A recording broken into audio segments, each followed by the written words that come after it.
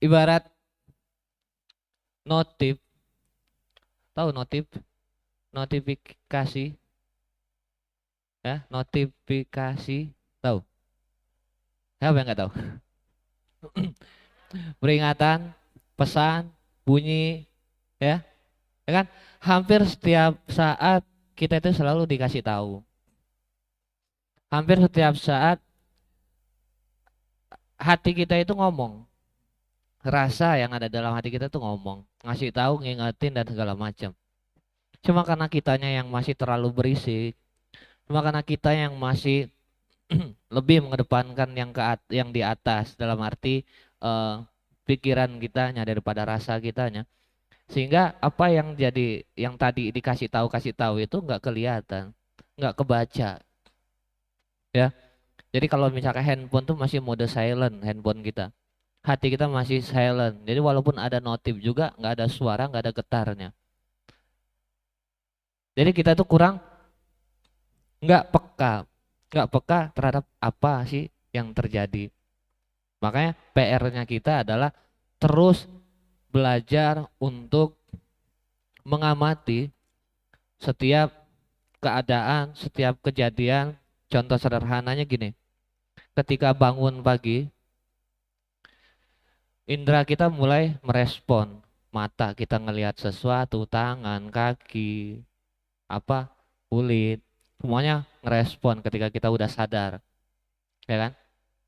Dan kita melihat normal, mendengar normal, jalan, ngerasain segala macam normal.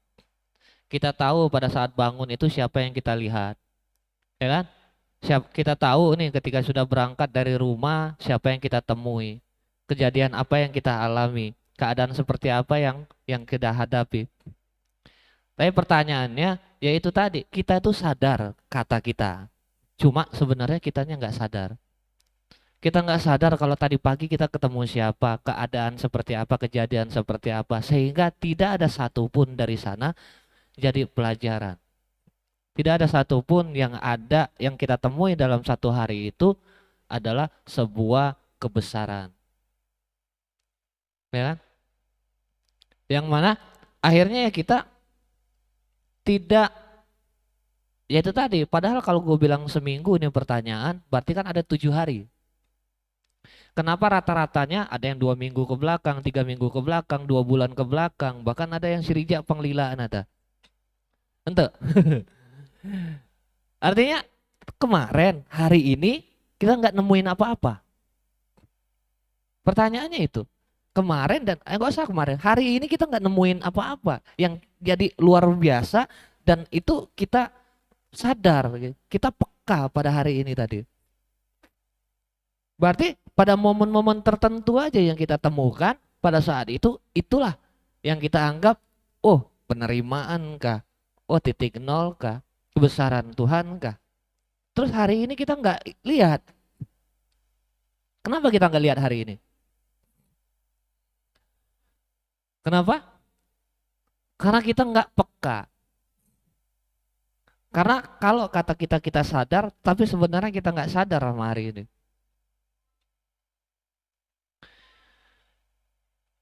Padahal banyak banget hal-hal yang dihadirkan di hari ini. Artinya bukan dari bangun tidur kita tiba-tiba ujuk-ujuk duduk di sini.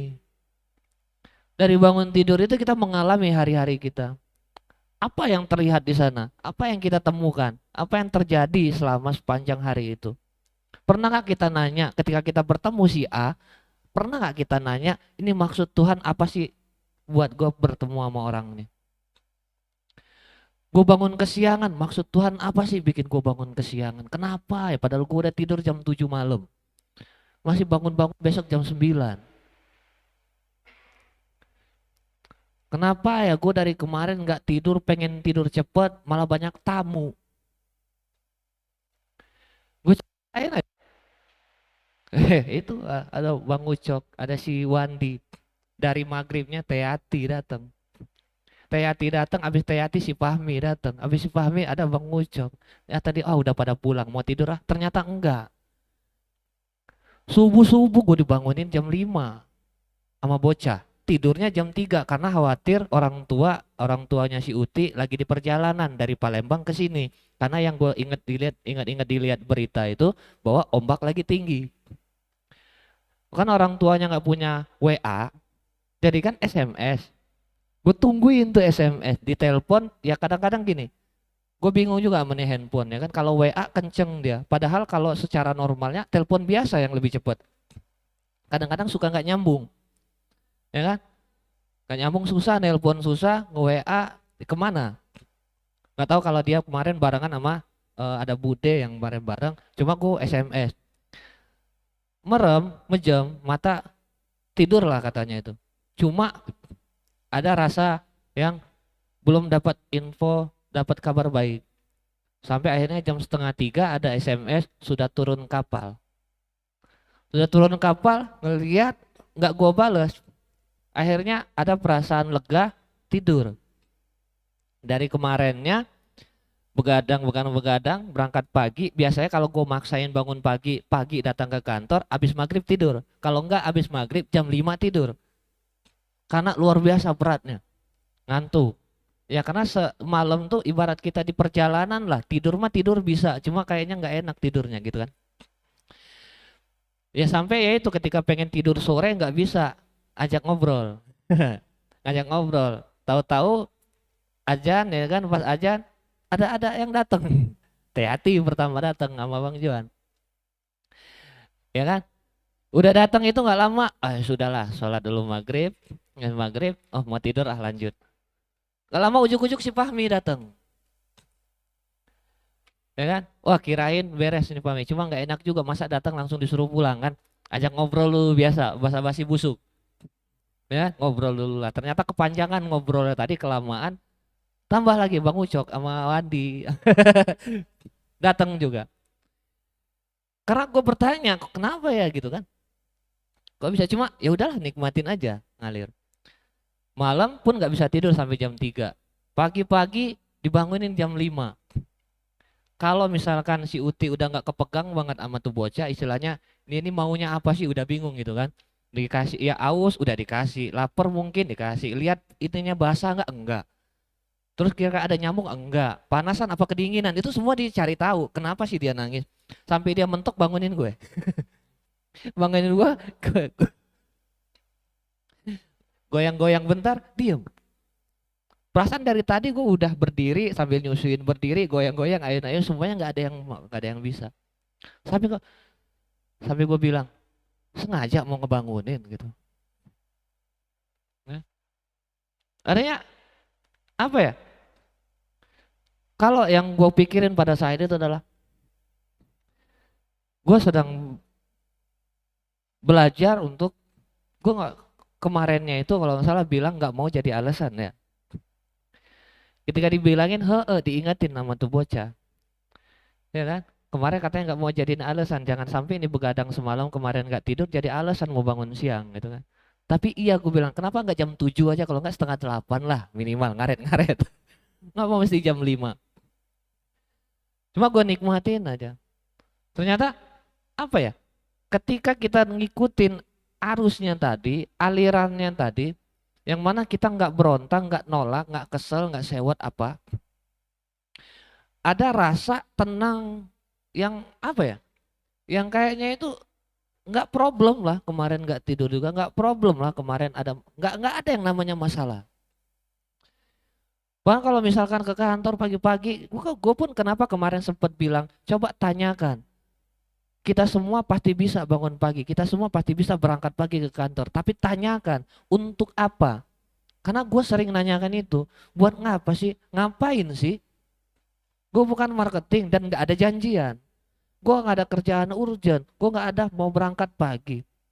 Gak ada mau ada kerjaan segala macam.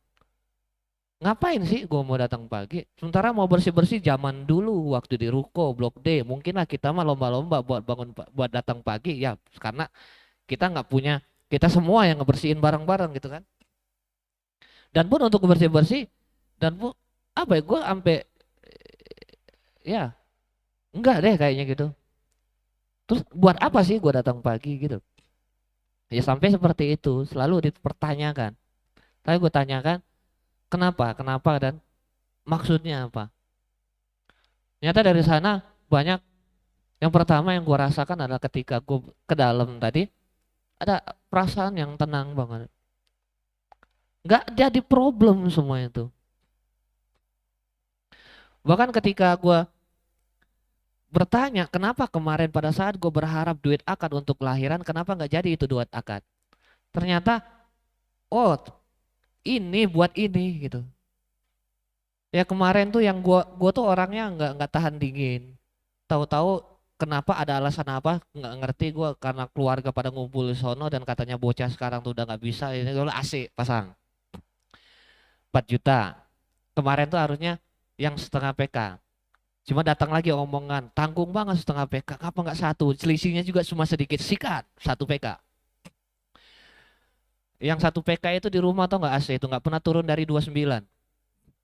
30 29 30 29. Coba buat apa itu AC? Coba. Kan gua orangnya sama si Uti nggak tahan dingin. Kipas aja udah menggigil. Boro-boro AC. Dan kenapa ini kok jadinya AC? Gue baru pernah. Oh iya ya. Kalau kemarin gue pikir, oh duit akad buat lahir, artinya ini duit gede semuanya diarahkan ke lahiran. Mungkin belum tentu dengan normal, dengan harga murah dan segala macam. Nggak tahu gua. Ketika ini, oh ini buat ini nih, buat apa namanya? Buat nih AC sama nanti akikah.